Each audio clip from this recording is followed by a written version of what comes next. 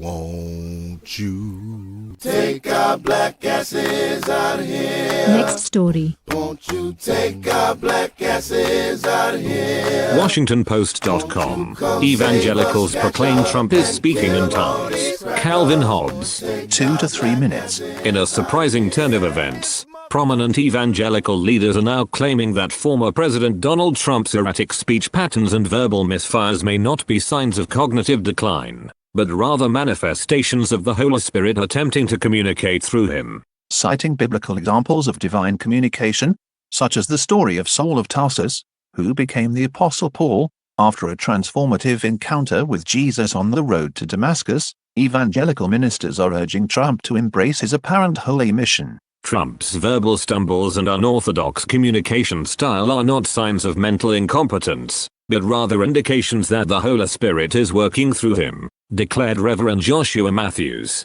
a leading figure in the evangelical community. Just like the prophets and disciples of old, Trump must open himself to the divine influence and allow the Lord to speak through him in whatever language the Spirit chooses. Drawing parallels to the biblical tale of Job, who endured numerous trials and tribulations, including legal troubles, before ultimately being rewarded for his faithfulness. Evangelical supporters of Trump argue that his legal battles are merely tests of his devotion to God's plan. Much like Job, who faced seemingly insurmountable challenges, Trump's legal troubles are part of a divine plan that will ultimately lead to his vindication and redemption, remarked Reverend Sarah Johnson, another influential evangelical leader. It is imperative that he remained steadfast in his faith and allows the Holy Spirit to guide him through these trials. While some critics dismiss these claims as attempts to rationalize Trump's controversial statements and actions, his evangelical supporters remain steadfast in their belief that he is a vessel for divine communication. We must not underestimate the power of the Holy Spirit to work through imperfect vessels,